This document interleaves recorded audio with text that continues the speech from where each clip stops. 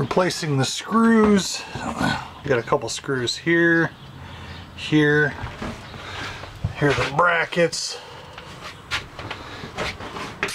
And those screws come along the base. Looks like this is a little loose. Maybe that's supposed to be that way. Some more rivets. Looks like they riveted on the side. Some more rivets there. Looks like they tried to fix that.